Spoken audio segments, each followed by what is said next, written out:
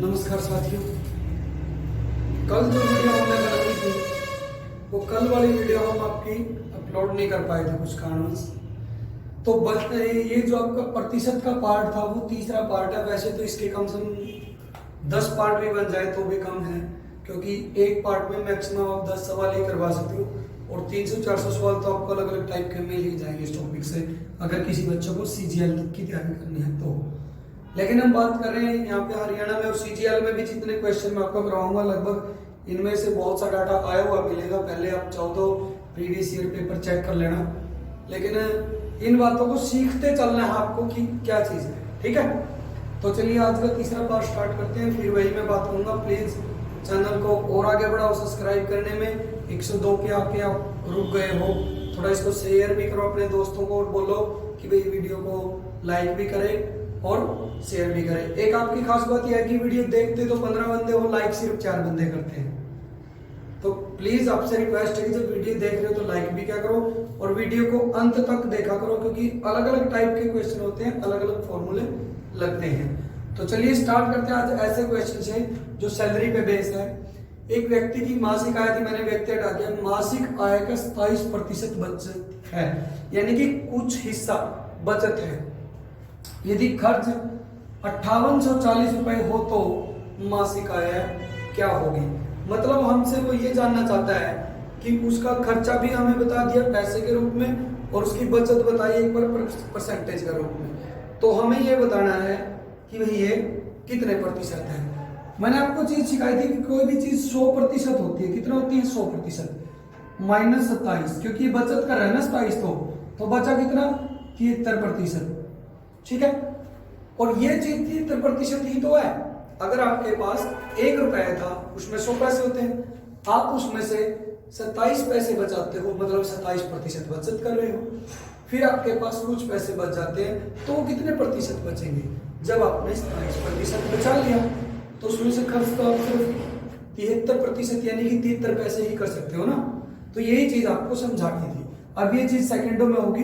देखो कि बचत दी है और बचत की ही राशि दी है तो बचत आएगा, और अगर आपको ऊपर बचत प्रतिशत में और नीचे खर्च दिया है तो आपको 100 में से बचत को हटा देना है और फिर करना क्या है, सीधा सीधा जो आपकी खर्च की राशि दी गई है वो लिखनी है।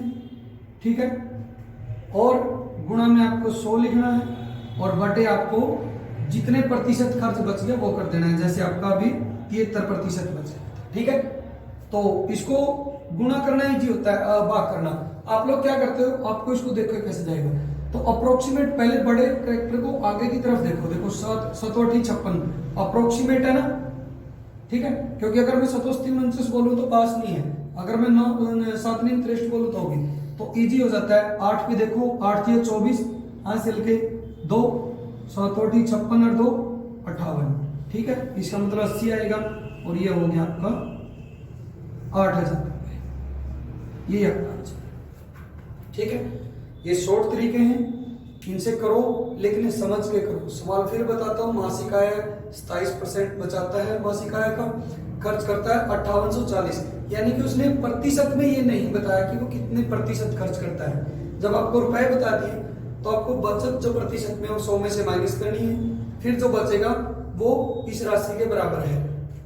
मैं चाहता तो आपको ऐसे भी करवा सकता था, 5840 बराबर है 100% माइनस 27%। फिर आपको मैं ये चीज लिखवाता। आप मेरे पास टाइम कंज्यूम करने के लिए आए हो तो टाइम ही कंज्यूम करो, और फिर ये चीज मैं आपको ऐसे लिख के दिखाता कि वह 73/100 है और 100 इस साइड आया। जब मैं आपको ये कह रहा हूँ कि ये चीज प्रतिशत में है, ये 73% बची है, तो 73 का ही तो मान है। उस 73 को उस साइड ले जाओ, क्योंकि मैं 73 का मान पता, 100% का बताना, तो जिसका बताना वो ऊपर और जिसका है वो नीचे। ठीक है, इस प्रकार के सवाल आपको करने हैं। तो चलिए नेक्स्ट क्वेश्चन की ओर।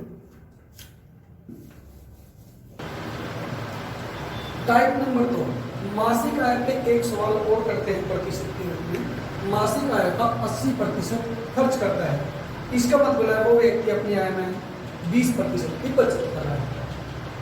यदि उसकी आय में 50% की वृद्धि हो, यानी कि जो वो रुपए कमाता था, जो पैसे कमाता था उसमें 50% की वृद्धि होगी। अगर वो 100 रुपए कमाता था तो वो 150 कमाने लग गया, और खर्च में 40% की वृद्धि होगी। ठीक है, मतलब अगर वो 80 रुपए खर्च रहा था तो अब 40% और खर्च उसने बढ़ा दिया। यदि दोनों में वृद्धि हो गई तो अब ये पूछता है बचत में कितने प्रतिशत का फर्क पड़ेगा, या बचत में कितने प्रतिशत वृद्धि होगी, या बचत में कितने प्रतिशत बढ़ोतरी या कमी होगी। ठीक है, तो ऐसे सवालों में कुछ भी नहीं करना।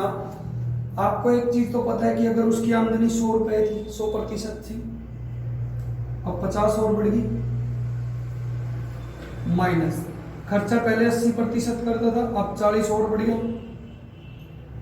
बटे कुल खर्च कितना करता था, 80% करता था,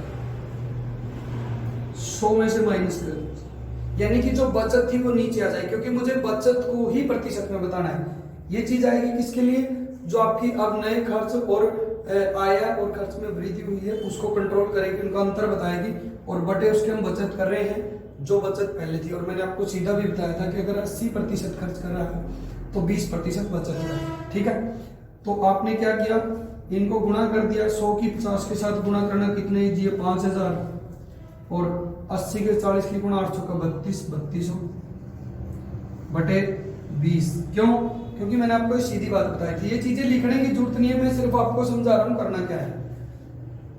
ठीक है, अब इसमें से 32 हो जाएंगे, यानी कि 5000 में से 32 हो गए तो 1800। ठीक है, बटे 20। आगे क्या करोगे बोलो, 90 करेंगे सर, 90 के साथ प्रतिशत लगा देंगे सर। ठीक है, वो 1800 बचाता है बटे 20%, प्रतिशत हटा दिया हमने, क्योंकि इसको हम प्रतिशत में किसी को भी नहीं दे रहे, नहीं तो हर किसी के नीचे 100 देना पड़ता, तो इसलिए मैंने सीधा आपका सवाल लिया। कैसे, 100 पहले था, 50% बढ़ गई, गुणा में माइनस 80 पर खर्च पहले करता था, अब 40 और करने लग गया, खर्च की गुणा, और आय की गुणा। आय के मान में से खर्च का मान मैंने माइनस कर दिया, तो ऊपर बची मेरी बचत, जो बचत बची उसके बटे मैंने क्या कर दिया, जो बचत प्रतिशत में पहले थी, मेरी पहले बचत थी 80% खर्च करने पर 20% बची थी, तो 20 बटे कर सकते हो सीधे, इस चीज की आपको जरूरत नहीं है लिखने की। अब 20 आया, इन दोनों के डिफरेंस को 20 से डिवाइड करो, कितना आया 90, और प्रतिशत बनाने के लिए आप गुणा में 100 करते हो, उसको लिखने की बजाय सीधा प्रतिशत का निशान लगा दो, तो आपका आंसर क्या हुआ 90%। सवाल के बेस को समझो, आय बताई थी और उस पर खर्च बताया था, तो आय हमने कुछ नहीं देखी, इसने सीधा एक बात कह दी कि आय जो है उसका 80% खर्च कर देता है, यानी कि 4/5, ये भी कह सकते हो। ठीक है, अगर 5 रुपए कमाता तो उसमें से 4 रुपए खर्च कर देता था। ठीक, तो ये चीज हमें देखनी थी कि इस पे ये क्या बढ़ोतरी करता है। ओके, तो टाइप नंबर 3। आज के सवाल में एक फॉर्मूला करवाता हूं, कई तरीकों से होता है, उसका अलग अलग है। जैसे कि किसी भी चीज के दो पार्ट हैं, उन दोनों में वृद्धि होना। मान लीजिए किसी वस्तु के मूल्य में 20% की वृद्धि हुई और फिर 20% की वृद्धि हुई, तो वो ऐड हो जाती है। तो इसको जो फार्मूले के अकॉर्डिंग देखते हैं वो हम ये देखते हैं कि a + b + 2ab / 100। ठीक है, ये तब होगा जब एक ही वस्तु में 2 बार लगातार वृद्धि हो रही है, तो आपको ये चीज ऐड करके लिखनी है। ठीक है, तो ये क्या हो जाता है, 20 और 20 40, और फिर ab 20 और 20 की गुणा कितना हो जाता, 400/100, डिवाइड करने पर 4 हो जाता, तो टोटल आपका 44 हो जाता। ठीक है, यानी कि उस वस्तु की कीमत में इतनी वृद्धि होगी। ये तो है जब लगातार 2 बार वृद्धि होगी। अगर मान लीजिए वो क्वेश्चन में कह दे कि पहले किसी चीज पर 20% की छूट दी गई और फिर 20% की छूट दी गई, तो बच्चे क्या करते हैं, 100 में से सीधा 40 माइनस कर देते हैं, बोले 60% हो गया। ऐसा नहीं है, पहली बार 20% की छूट दी तब तो ठीक था, 80 था, लेकिन दोबारा 80 का 20% आएगा, न कि 100 का 20%। ठीक है, तो देखिए अगर 2 लगातार छूट दिए, छूट जब देता है कि माइनस का निशान लगाना है। मान लीजिए 20% की छूट, फिर 20% की छूट, अब यहां हम प्लस का निशान लगाते थे, लेकिन क्या करेंगे, -a गुणा -b/100, और -a क्या है 20 और -b क्या है -20। तो देखिए 20 और 20 माइनस के 40 आप ऐसे बोलोगे। ठीक है, लेकिन अब ये चीज देखो कि 20 माइनस और 20 माइनस कितने हो गए, या 0 से 0 आपने काट भी दी, -2 की गुणा -2 से करोगे तो क्या होगा प्लस, तो क्या अब ये 40 माइनस 4 यानी कि 36 नहीं होगा। तो ये चीज आपको याद रखनी है, सवाल में जो दिक्कत आती है वो इस पॉइंट की वजह से आती है, जब भी माइनस माइनस की गुणा होगी तो ऑटोमेटिकली यहाँ प्लस हो जाएगा। ठीक है, मैंने यहाँ पर प्लस पहले ही लिख दिया था। तीसरा जो सवाल आता है, एक प्लस का एक माइनस का, मतलब 20% की वृद्धि होगी और 10% की कमी हो गई, यानी कि A% बढ़ा दिया और B% कमी कर दी। तो अब मेरे प्यारे बच्चों यहाँ तो प्लस ही है, अब A गुणा माइनस B है, B तो माइनस की है ना, बटे 100।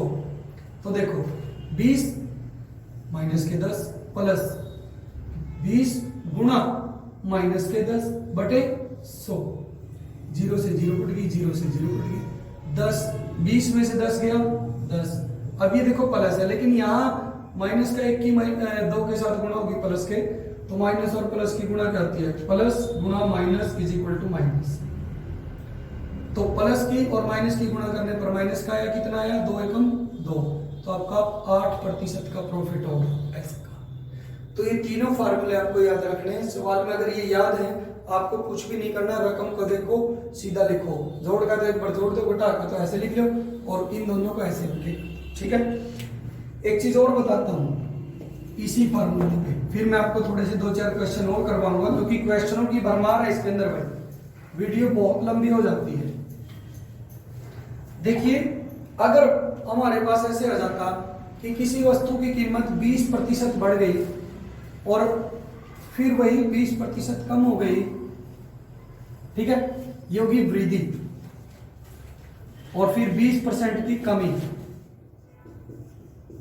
तो ऐसे में सवाल पे क्या इफेक्ट पड़ता है, जो ये अगर आपकी छूट और आपकी प्रॉफिट यानी कि आपकी छूट और वृद्धि दोनों बराबर हैं, तो क्या करो, उसका स्क्वायर बटे 100 कर दीजिए, जितना भी आएगा वो कमी होगी, कभी भी इसमें वृद्धि नहीं होती। कैसे, अब पहले मान लीजिए क्या है आपका, सपोज करो यहाँ 20 है, तो 20 का स्क्वायर बटे 100, 20 का स्क्वायर 400 हो गया, बटे 100 हो गया, तो 4% ये हानि होती है, हानि, या ये कह लीजिए कमी होती है, घाटा होता है। ठीक है, तो ऐसे सवाल आपको करने हैं। एक नेक्स्ट सवाल में करवाता हूँ, मैंने आपको बताया विधायक भाई ने कुछ क्वेश्चन पूछे थे, उसने बहुत एक अच्छा क्वेश्चन पूछा था कि सर एक संख्या है, उसको 2 भागों में बांटने पर, ये पहला भाग हो गया, दूसरा, इसका 80% और इसका 60%, इसका 80% इसके 60 से 3 अधिक है, मतलब ये तब बराबर है अगर मैं इसका 80% और इसका 60 + 3 निकालता हूं तो इस सवाल में 4 ऑप्शन भी थे मेरे ख्याल से, 125, 130, 135 और 145। तो ऐसे सवालों में आपको एक हिंट मिलेगी। क्या हिंट मिलेगी, या तो आप ऐसे देख लीजिए, इस 80% यानी कि 4/5 और ये 60% को इस साइड लेके आओ -3/5, इनका डिफरेंस 3 के बराबर होना चाहिए। ठीक है, तो लघुत्तम क्या है 5 और इनका अंतर 1 बराबर है 3 के, तो 1 बराबर है 3/5 के, यानी कि इनका जो डिफरेंस होगा वो 15 होगा। कितना होगा, 15। ओके, अब दूसरी कंडीशन से आपको ये पता चल जाता कि एक संख्या क्या होगी। कैसे, अब आप एक बात मानिए कि पहली संख्या को उसने बताया अगर 90% लेता हूं और दूसरी संख्या का 80% लेता हूं, तो ये 80% इस 90 से 6 अधिक है, मतलब अगर इस 90% में 6 जोड़ूं तो ये बराबर होगा b के भाग के 80% के। तो क्या सीधी सीधी बात वही हुई, 80% 4/5 होता है और ये 90% होता है 9/10 माइनस इज इक्वल टू 6, फिर क्या आया 10। अब आप क्या करोगे, देखो डिफरेंस दोनों का, हाँ जी 9 ऐसे कैसे, और 4 दूनी 8 हो जाएगा, क्योंकि 2 5 का पढ़ा 2 10 तक पढ़ोगे, 5 दूनी 10, 2 की गुणा ऊपर 8, तो ये आया 1/10 बराबर है 6 के, तो 60, यानी कि इनमें से एक संख्या 60 होगी। या तो आप इस चीज को लेकर सोल्व करो या आप इस चीज को लेकर सोल्व करो। अगर एक संख्या 60 होगी तो दूसरी कितनी होगी, दोनों में तोड़ के देख लीजिए। पहली में अगर आप तोड़ते हो 60 + 75 होता है आपका कितना, 125। और यही आपको डिफरेंस बराबर देगा चाहे आप किसी पे अप्लाई कर रहे हैं। ठीक है, सॉरी भाई ये देख लेना 60 और 75 का पेयर बनेगा इसका, तो वो एडिशन होगा इसका 60 और 70 135।